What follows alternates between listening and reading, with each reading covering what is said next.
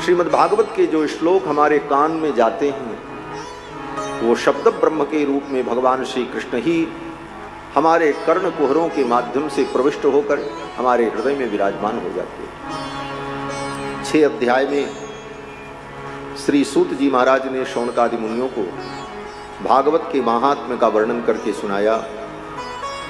आगे सूत जी महाराज श्रीमद् भागवत की कथा का विस्तार करते हैं। श्रीमद् भागवत के प्रथम श्लोक में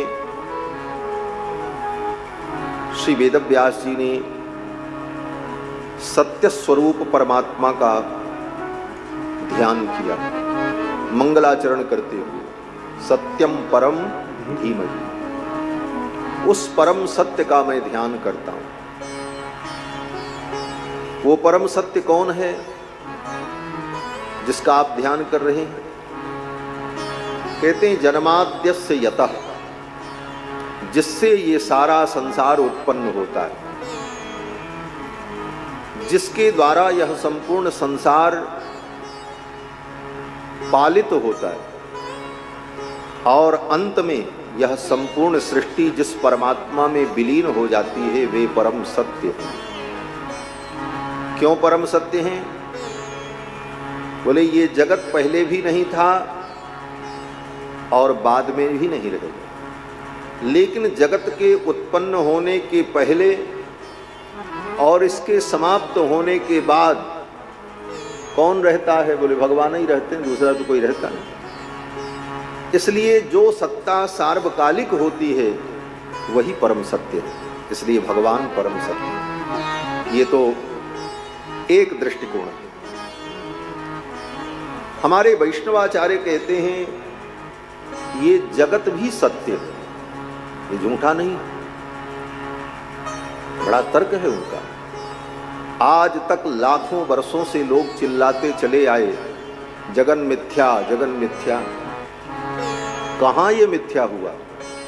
आज तक मिथ्या हुआ हो तो बताओ। आज भी ये जगत प्रत्यक्ष दिख रहा है और हम मिथ्या कह कह करके इसको झुठला रहे हैं।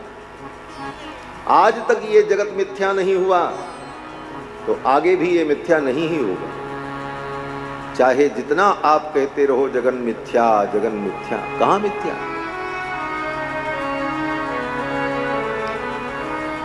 और ये मिथ्या अगर होता तो ये इतिहास और इतनी इतनी बातें, लाखों हजारों वर्ष का संग्रह इस धरती पर आज भी जीवंत क्यों? ये मिथ्या नहीं है। हाँ, मिथ्या कहने का दृष्टिकोण ये है कि ये नाशवान है, नित्य नहीं। जो वस्तु नित्य नहीं होती उसको भी दार्शनिक भाषा में मिथ्या कह दिया जाता है, लेकिन मिथ्या का अर्थ है जिसकी सत्ता ही न हो, झूठा। ये जगत झूठा नहीं है। श्री माधव मुनींद्र अपने ग्रंथ में कहते हैं, श्री मध्वाचार्य स्वामी जी महाराज कहते हैं सत्यम जगत तत्वतः। ये तत्वतः जगत सत्य है, झूठा नहीं है। सत्यम जगत तत्वतः भिन्ना जीव गणा हरे रनुचरा नीचोच्च भावंगता। और ये जीव ब्रह्म से भिन्न है। चाहे जितना कह लो कि हम ब्रह्म से अभिन्न हैं, ब्रह्म की वो संपूर्ण विशेषताएं तुम में कहां आई? ब्रह्म सर्वज्ञ है, ब्रह्म सब कुछ करने में समर्थ है, ब्रह्म निरंकुश स्वतंत्र है, लेकिन वो सारे गुण हमारे में नहीं आए। हम चाहे जितना कह लें हमारे में और उसमें अभेद है। तो आचार्य चरण कहते हैं भिन्ना जीव गणा, ये जितने जीव हैं ये परमात्मा से भिन्न हैं और परस्पर एक दूसरे से भी भिन्न है। हरे रनुचरा, और ये भगवान हरि के दास हैं। दास भूता स्वतः सर्वे, समस्त जीव स्वभावतः परमात्मा के दास हैं। ले महाराज, जब दीक्षा होती तो दास बनाया जाता है, आज से हम भगवान के दास हो गए। बोले दास तो तुम अनादिकाल से हो भगवान, लेकिन अपने दासत्व को तुम भूल गए। आचार्य गुरु उन संस्कारों के द्वारा तुम्हारे स्वरूप का तुम्हें स्मरण कराते हैं कि तुम्हारा स्वरूप क्या है। भिन्ना जीव गणा हरे रनुचरा नीचोच्च भावंगता। और ये जीव अपने अपने प्रारब्ध कर्मानुसार नीच ऊंच भाव को प्राप्त होते रहते हैं, यही सिद्धांत है। और ये जगत तत्वतः सत्य, मिथ्या नहीं। यहां तक कि वृत्तिकार ने अपने ग्रंथ में लिखा कि संसार में जिस ज्ञान का उदाहरण दे करके संसार के मिथ्यात्व का प्रतिपादन किया जाता है, वह उदाहरण भी सत्य, उसमें मिथ्या ज्ञान नहीं। जैसे उदाहरण दिया जाता है कि सांप में रस्सी का और रस्सी में सांप का भ्रम हो गया। रात में कोई व्यक्ति जा रहा था, रस्सी पड़ी थी, अंधेरे में रस्सी को देख करके उसने सांप समझ लिया और वो डर गया। जब उसे पता चला कि ये सांप नहीं है, ये तो रस्सी है, तो उसका डर खत्म हो गया। सीप को देखकर, बालू में पड़े हुए, रेत में पड़े हुए सीप को देखकर व्यक्ति को चांदी का भ्रम हो गया कि ये तो चांदी है। लेकिन जब उस चांदी से वो आभूषण बनवाने गया तो आभूषण नहीं बने, तो उसे पता चला कि इसमें चांदी नहीं। यह उदाहरण देकर के यत्र तत्र सर्वत्र कहा जाता है कि ये जगत उसी प्रकार मिथ्या है, उसी प्रकार ये जगत भ्रम है। लेकिन वृत्तिकार कहते हैं कि यथार्थम सर्व विज्ञानम इति वेद विदाम मतम। वेद विदाम, वेद के तत्व को, श्रुतियों के सिद्धांत को जानने वाले जो लोग हैं वे कहते हैं यथार्थम सर्व विज्ञानम, संसार में जो भी ज्ञान होता है वो यथार्थ है, झूठा नहीं। तो रस्सी में सांप का जो ज्ञान हुआ वो झूठा नहीं था। तो आचार्य कहते हैं नहीं था। अगर वो ज्ञान झूठा होता तो डर क्यों लगता? क्योंकि संसार में रस्सी भी है और सांप भी है। भले वहां पर सांप नहीं था, रस्सी थी, लेकिन कहीं तो दुनिया में सर्प है। अगर सर्प नाम की वस्तु न होती तो सर्प से डर क्यों होता? सर्प नाम की वस्तु की सत्ता है और उस सत्ता के कारण तुमको भ्रम हुआ। अंतर केवल इतना है कि वहां सांप नहीं था और जगह तो है कहीं। सर्वथा आप कह दें कि उस रस्सी में दिखने वाला जो सांप है वो सत्ता नहीं है, वो सांप है ही नहीं। बोले ऐसा नहीं, सर्प है, लेकिन वहां पर नहीं। इतने अंश में उसे मिथ्या मान लिया जाए और माना जाता है। वस्तुतः सांप भी है, रस्सी भी है, सांप के दंश से मृत्यु भी होती है और सर्प से भय भी होता है। सीप को देखकर सीप में जो चांदी का भ्रम हुआ वो क्यों हुआ? उसमें चांदी है इसलिए चांदी का भ्रम हुआ। कैसे चांदी है? तो हमारे आचार्यों ने कहा कि 5 पदार्थ से ये सृष्टि बनी है। पृथ्वी, जल, तेज, वायु, आकाश, 5 तत्वों से सब कुछ बना है। लेकिन ये 5 तत्व से अपने आप सृष्टि नहीं बनती। भगवान इन 5 तत्वों को 5 तत्वों में पहले मिलाते हैं। इसको कहा जाता है पंचीकरण। जब तक पंचीकरण नहीं होता तब तक ये 5 तत्वों से सृष्टि नहीं बनती। 5 तत्व रहते हैं लेकिन इनका पंचीकरण भगवान के द्वारा होता है। तासाम त्रिवितम त्रिवितम करवाणी। श्रुति कहती है कि इन 5 तत्वों का पंचीकरण भगवान के द्वारा होता है। ये पंचीकरण क्या है? बोले 5 तत्व हैं, पृथ्वी, जल, तेज, वायु, आकाश।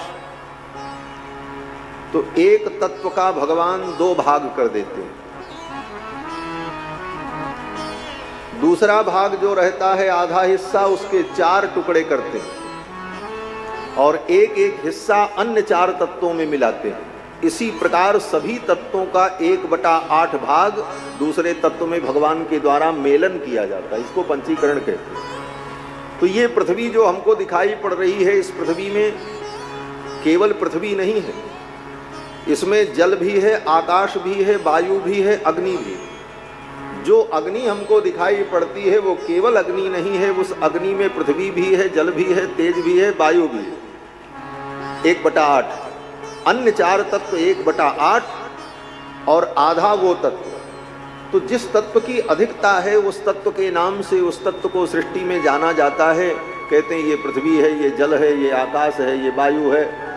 लेकिन पृथ्वी, जल, तेज, वायु, आकाश, इन 5 तत्वों में 5 तत्व मिले रहते हैं। इसी को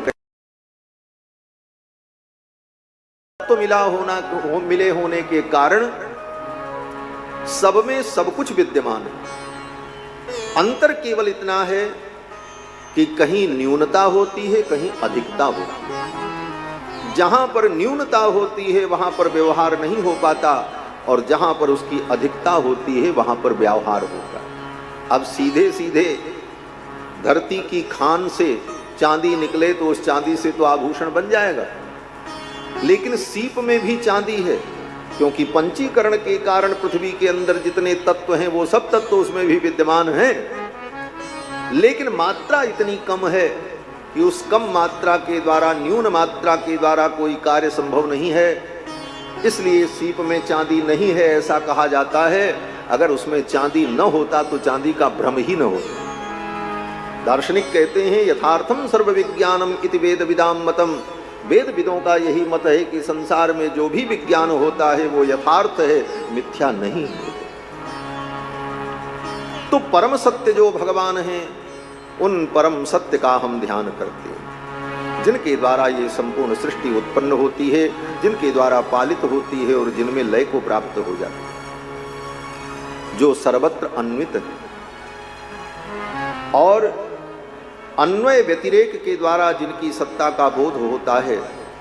अभिज्ञ जो सर्वज्ञ हैं, जो सब कुछ जानते हैं। स्वराट जो अपनी सत्ता से स्वयं राजित है। भगवान को संपूर्ण ब्रह्मांड का स्वामी किसने बनाया? किसी राजा का राज्याभिषेक करके उसको राजा बनाया जाता है। तो क्या भगवान को किसी ने संपूर्ण ब्रह्मांड का स्वामी बनाया? कहते नहीं। स्वराट वो स्वयमेव संपूर्ण ब्रह्मांड के स्वामी हैं, उनको किसी ने बनाया नहीं है, उस गद्दी पर बैठा कर उनका अभिषेक नहीं किया। किस प्रकार? बोले जैसे जंगल में किसी सिंह को जंगल का राजा नहीं बनाया जाता, न उसका अभिषेक होता है, न उसका राज्याभिषेक होता है, न घोषणा होती है कि आज से जंगल का राजा शेर। शेर जंगल का राजा होता ही, उसे बनाया नहीं जाता। स्वयमेव मृगेंद्रता, वह अपने पराक्रम से स्वयं जंगल में राज्य करता है। उसी प्रकार भगवान स्वयं से संपूर्ण ब्रह्मांड के अधिपति हैं, स्वराट हैं, उनको किसी ने स्वराट बनाया नहीं। स्वयमेव राजते इति स्वराट। और उन्हीं भगवान ने तेने ब्रह्म हृदय आदि कवये मुह्यन्ति यत्सूरयः, सृष्टि के प्रारंभ में उन भगवान ने आदि कवि ब्रह्मा के हृदय में अपने संकल्प मात्र से संपूर्ण ज्ञान, वेदों का ज्ञान प्रकाशित कर दिया, जिनके विषय में बड़े बड़े ज्ञानी भी मोहित हो जाते हैं। मुह्यन्ति यत्सूरयः तेजो वारि मृदाम यथा विनिमयो यत्र त्रिसर्गो मृषा। ये संपूर्ण सृष्टि जिनके द्वारा प्रकाशित होती है, पृथ्वी, जल, तेज, वायु, आकाश, ये 5 तत्व से बनी हुई इस सृष्टि में इसके अनित्य होने पर भी इसकी नित्यता का जो भ्रम होता रहता है, ये सब भगवान के संकल्प के कारण, भगवान की माया के कारण होता है। धामना स्वेन सदा निरस्त कुहकम, जिन्होंने अपने प्रकाश के द्वारा, अपनी महिमा के द्वारा निरस्त कुहकम, संपूर्ण अंधकार को विनष्ट कर दिया, ऐसे परम सत्य परमात्मा का हम ध्यान करते हैं। सत्यम परम धीमहि। ये श्रीमद् भागवत ग्रंथ गायत्री मंत्र की ही व्याख्या है। गायत्री भाष्य भूतोसौ ग्रंथो 18 संगीतः, 18,000 श्लोकों में निबद्ध ये ग्रंथ गायत्री मंत्र की ही व्याख्या है। गायत्री मंत्र में भी उस परम सत्य परमात्मा का जो सबको प्रेरणा देने वाला है उसका ध्यान किया गया। सत्यम परम, यहां पर कहते हैं सत्यम परम धीमहि, वहां पर भर्गो देवस्य धीमहि। उस सविता देवता का जो भर्ग है, तेज, उस तेज का हम ध्यान करते हैं। यहां पर भी धामना स्वेन सदा निरस्त कुहकम सत्यम परम धीमहि, जो अपने प्रकाश से समस्त अंधकार को निरस्त कर देता है, अज्ञानांधकार को, ऐसे उस परम सत्य का हम ध्यान करते हैं। सत्यम परम धीमहि। इसके बाद एक श्लोक में भागवत में वेदव्यास जी क्या कहना चाहते हैं इस विषय का संकेत किया। वेदव्यास जी कहते हैं कि धर्म के अंदर जो कपट था उस कपट को निकाल करके शुद्ध धर्म का इस भागवत में मैंने वर्णन किया है। धर्मः प्रोज्झित कैतवोत्र परमो निर्मत्सराणाम सताम, वेद्यम वास्तव मत्र वस्तु शिवदम तापत्रयोन्मूलनम। धर्म के अंदर से कपट को उज्झित करके, निकाल करके जो शुद्ध धर्म है, बड़े बड़े ज्ञानी लोग, निर्मत्सर पुरुष जिस धर्म का आश्रय लेते हैं और जिस धर्म का आचरण करने पर वास्तविक वस्तु का बोध हो जाता है, तीनों प्रकार के ताप का उन्मूलन हो जाता है, तापत्रयोन्मूलनम। और इतना ही नहीं, जिसके श्रवण से हृदय में आकर के भगवान अवरुद्ध हो जाते हैं।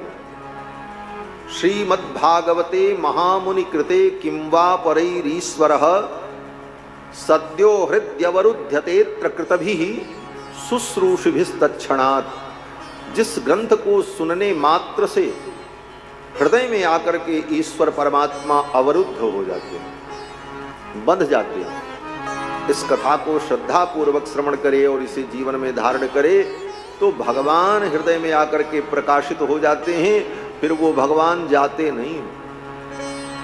यद्यपि भगवान कण कण में विद्यमान हैं, हमारे हृदय में भी विद्यमान हैं, अंतर बहिश्च तत्सर्वं व्याप्य नारायण स्थितः, परंतु इस कथा के श्रवण के माध्यम से उनका जो प्रकाश हमारे हृदय में होता है वह सदा के लिए प्रकाश हो जाता है।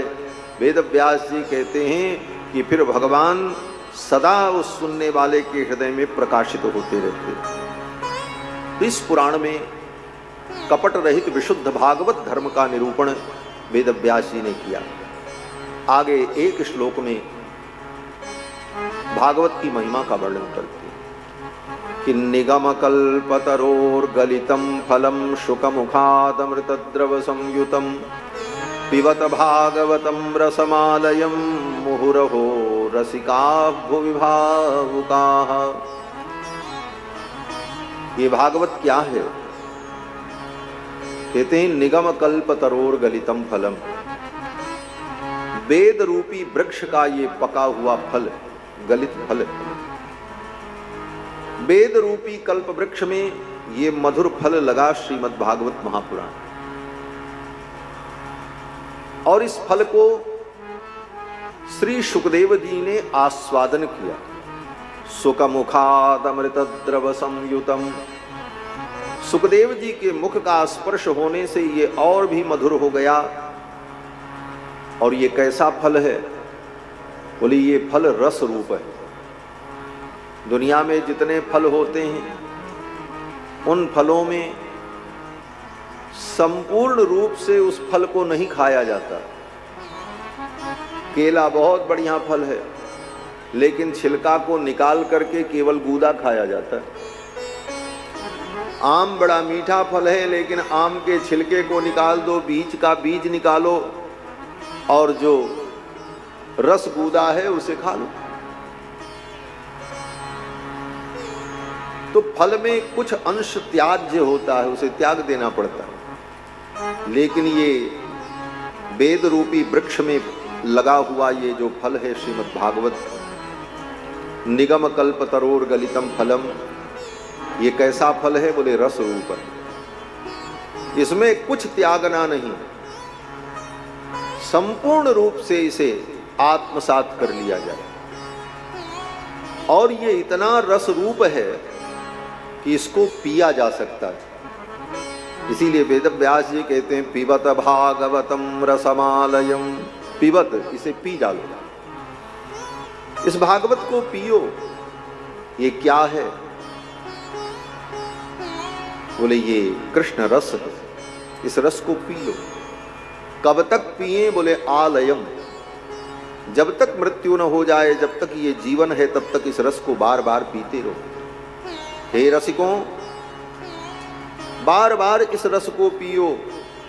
मुह रहो रसिका भुवि भावुका, ये 3 श्लोक भागवत के मंगलाचरण रूप है।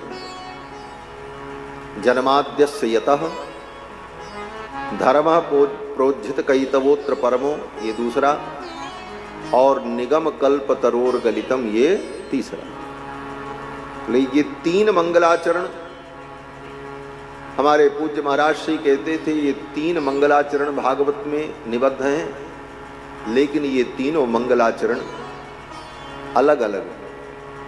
वेद व्यास जी ने जो मंगलाचरण किया वो क्या है? बोले जन्माद्यस्य यतोन्वया। सुखदेव जी ने मंगलाचरण किया तो क्या है? बोले धर्म प्रोज्झित कैतवोत्र परमो निर्मत्सराणाम सता। और सूत जी ने जब कथा सुनाई तो सूत जी ने मंगलाचरण किया निगम कल्प तरोर गलितम फलम शुक मुखाद अमृत द्रव संयुतम पिबत भागवतम रसमालयम मुहुरहो रसिकाः भुवि भावुका। अपने गुरुदेव सुखदेव भगवान के स्वरूप गुण का चिंतन करते हुए सूत जी महाराज अब वर्णन करने जा रहे हैं।